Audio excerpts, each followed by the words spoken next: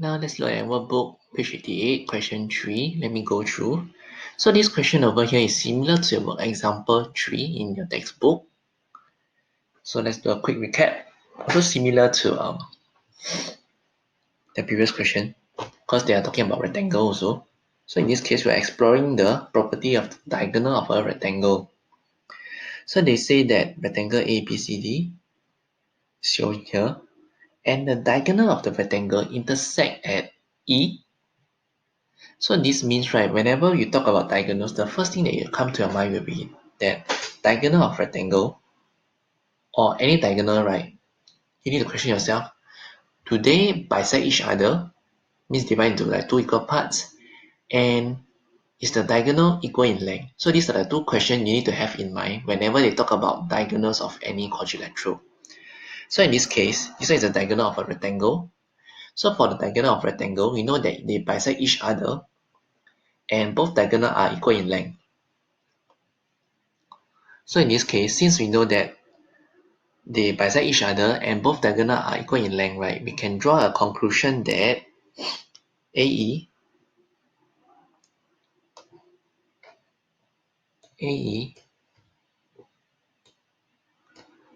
is the same length as ED, and EB is also the same length as ED, because the diagonal of a rectangle, they bisect each other into two equal parts. And since both diagonals are equal, you can say that all four parts over here, AE, DE, EB, EC, right, they are all equal in length. So what does this mean? So in this case, right, I want to solve 3 part 1, whereby they ask me to find the value of x and y. So let's write down part 1 first. So for part 1, right, they say that BD is equals to 56 cm. So BD equals to 56 cm. So in order to find what is 3x, right, it will be half of BD. Okay, so how to write, right? Let me show you. So diagonal of a rectangle bisect each other. This one will be the property.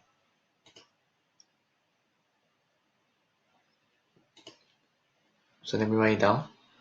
So in this case, I will write that ED equals to EB equals to 56 divided by 2, since the diagonal of rectangle ABCD bisect each other.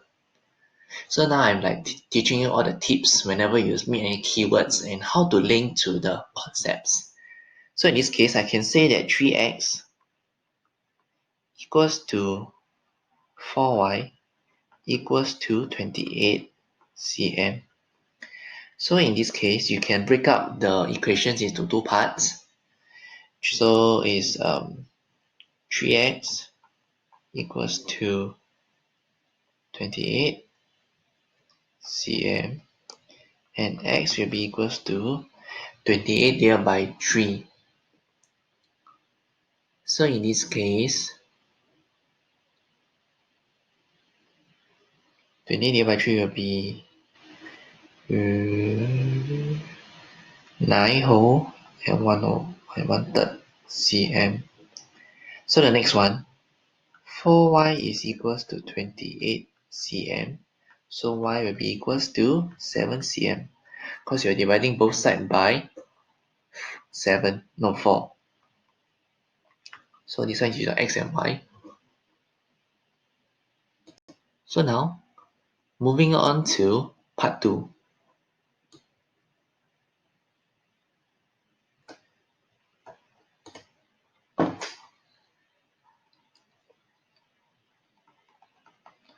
So for part 2, they say find the angle CED. So how to find the angle CED? So it's over here. C, E, and D. Let me highlight it for you to see.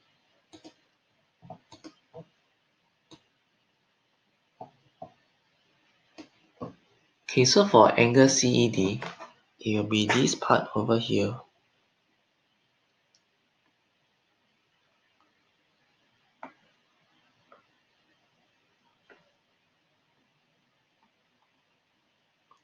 So that's why it be question mark. Okay, so whenever you see diagonals and whenever you see a rectangle and whenever you see equal sides, right? Okay, so the key point here is equal sides. Whenever you see equal sides, the first thing you must come to mind will be your isosceles triangle. So equal sides of triangle, you must immediately link to isosceles triangle.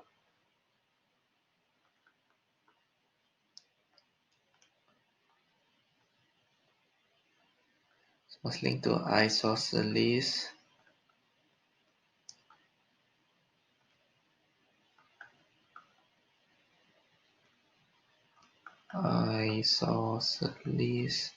triangle. Okay, so I'm breaking down my thinking process to all of you to see. So now the next part, right, is since I know that this one is an isosceles triangle, and in order to find this angle CED, right, how do I find? Okay, so when you see parallel lines, you must think of alternate angle or interior angle between two parallel lines. So since there is a parallel lines,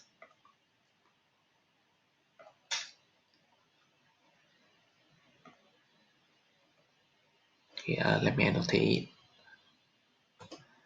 Okay, so when you see parallel lines, you must quickly think of the alternate angle or interior angle between two parallel lines. So there are two things that you can consider whenever you see parallel lines. So in this case, we can use the Z property. So why do I want to use the alternate angle between parallel lines?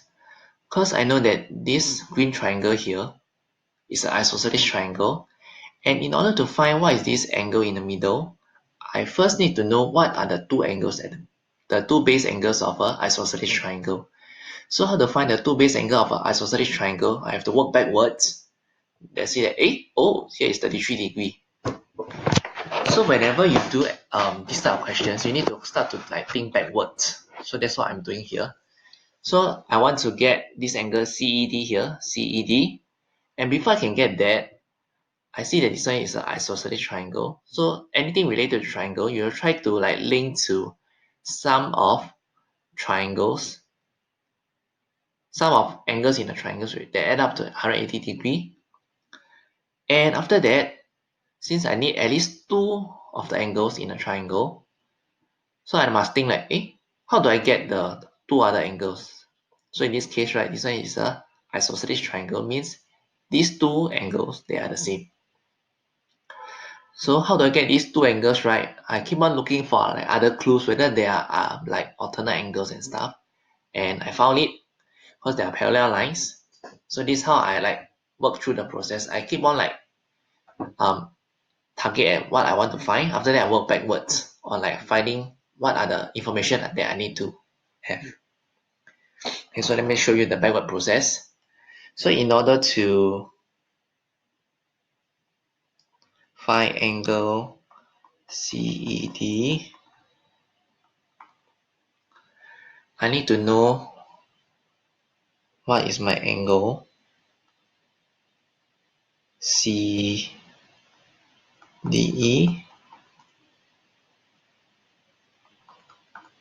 and angle ECD, because I want to make use of angle sum of triangle, sum of interior angle of a triangle, that up to 180. That's why I need to have all these three information.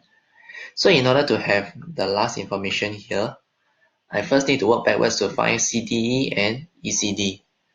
But since I know that these two angles, they are base angle of an isosceles triangle,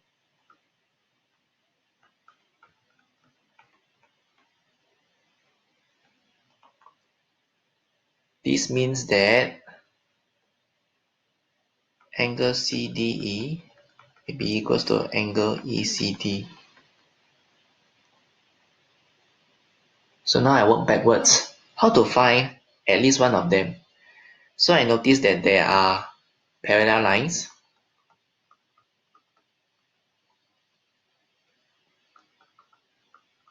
So when I notice that there are parallel lines, it means that I need to consider alternate angle or interior angle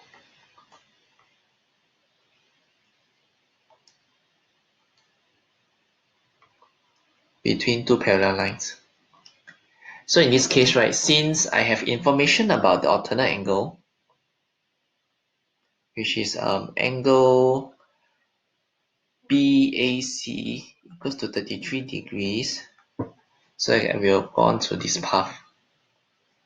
So actually, right, when you do angle questions, you try to like think backwards, like what are the information you need to have. So this is my thinking process. So I start with this question mark label. Then after that, I think, oh, I need to use sum of angle of a triangle. So in order to have that, it means that I need to have 2 out of 3 angles.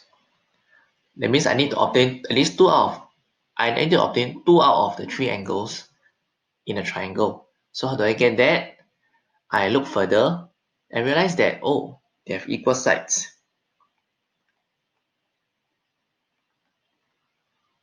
And equal side is due to the diagonals of a rectangle. They bisect each other.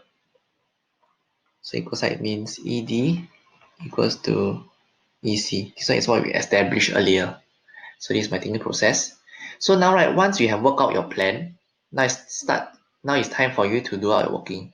So all these things over here that are written down is all your planning steps. That how I plan in my mind. So as a start, right, you can write it down first. So as time goes by, when you're more familiar with the steps, you don't need to write it down. So this is Mr. Leong thinking process. So I'm trying to work backwards.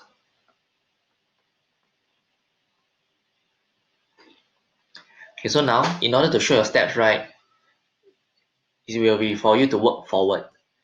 So I know that angle ECD is equals to angle BAC, which is equals to 33 degree. So the property will be alternate angle as AB is parallel to line DC. First step. The next step, let me use the color to show that this is the starting of my working. So start. So now the next step will be to say that angle ECD. Okay, so now I found angle ECD, right? The next step is to find what is angle EDC. So angle EDC will be equals to angle ECD equals to 33 degrees. And the reason being, right, they are base angle of isosceles triangle EDC. So now let's go back to my plan. So after I have found the base angle, the next step will be to find angle CED, which is what we want in the first place. So how to find that, right? We need to make use of sum of angle in a triangle. So I know that 33 degrees times 2 plus angle CED is equals to 180 degree. Then the reason will be sum of interior angle of a triangle ECD. So now in order to find angle CED, it will just be taking 180 degree minus 2 times 33.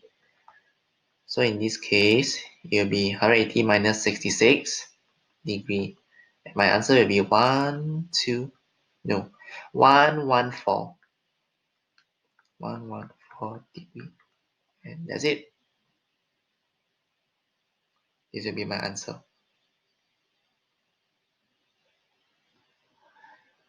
Okay, so for question 4, right, it's quite similar to question 3 also. It's just that instead of giving you the angle over here, the base angle of an isosceles, now they give you the angle right in the middle of an isosceles triangle. So now instead of like taking 180 minus 2 times the base angle, now is for you to take 180 minus this angle in the middle and divide by 2. Because since these two angles are the same, right, you can just divide by 2 after you subtracted the angle in the middle. So now, right, so in question 4, they're trying to ask you to find the base angle of an isosceles triangle. Okay, so thank you.